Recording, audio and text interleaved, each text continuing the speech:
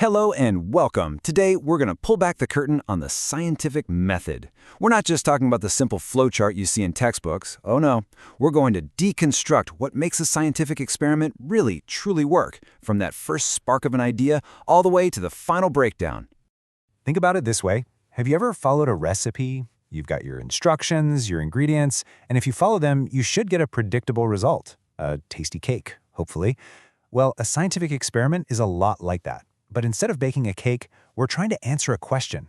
So how do we write a recipe for discovery that actually works, one that anyone can trust? And here's a little secret, something that scientists learn pretty quickly. There is no such thing as a perfect experiment. It just doesn't exist. Every single one has its quirks and its limitations. The real goal isn't to be flawless. It's to understand those flaws and figure out how to make the process better and better each time. All right, let's get into it. Here's our game plan. We'll kick things off with designing the investigation itself. Then we'll talk about picking the right tools for the job and how to lay out your methods step by step. And then, and this is the really juicy part, we'll get into how to spot the flaws and, most importantly, how to make it all better. You know, every great experiment really starts with a crystal clear question. And that question is always built around something called variables. You've got to know exactly what one thing you're changing, what you're going to measure to see the result, and, this is key, everything else you have to lock down and keep the same. So first up, we've got the independent variable. This is your cause. It's the one thing that you, the scientist, are intentionally tweaking or changing to see what happens. It's the knob you're turning, the lever you're pulling. And if the independent variable is the cause, well, the dependent variable is the effect. This is the thing you're watching, the thing you measure. Its result literally depends on the change you made. This is your data, what you're jotting down in your notebook. And this table right here, it makes that relationship super clear. Let's say we're investigating the enzyme amylase. What do we change? The pH. That's our independent variable. What do we measure? How long it takes for starch to disappear. That's our dependent variable. Or for catalase, we change the temperature and measure the volume of oxygen it pumps out. See? It's a really elegant cause and effect relationship every time. Okay, so you know what you're changing and what you're measuring. What's next? You got to pick your tools.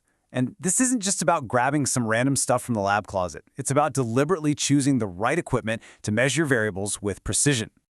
Just look at this equipment list for a diffusion experiment. You've got different strengths of acid, test tubes, a stopwatch, little agar blocks. Every single item here was chosen for a very specific reason. It's all about controlling the experiment so you can get data you can actually trust. And this is the most important part. You have to be able to justify your choices. Why use a water bath? Well, it keeps the temperature perfectly constant, which makes your results more valid. Why a gas syringe, instead of just counting bubbles? Because it gives you a precise number, a quantitative measurement. And a colorimeter? It takes human guesswork right out of the equation. It's all about making smart choices to get the best possible data.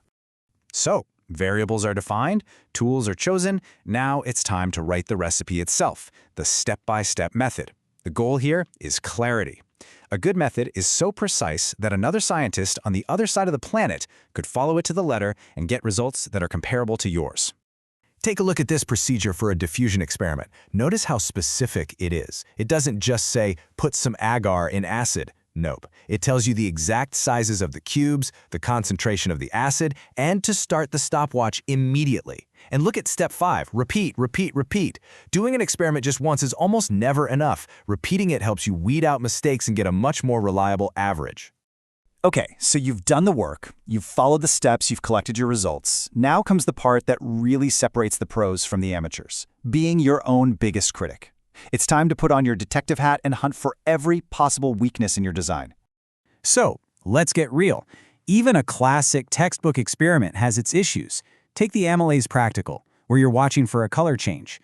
Judging when that color is just right, that's subjective, right? My idea of brown might be different from yours.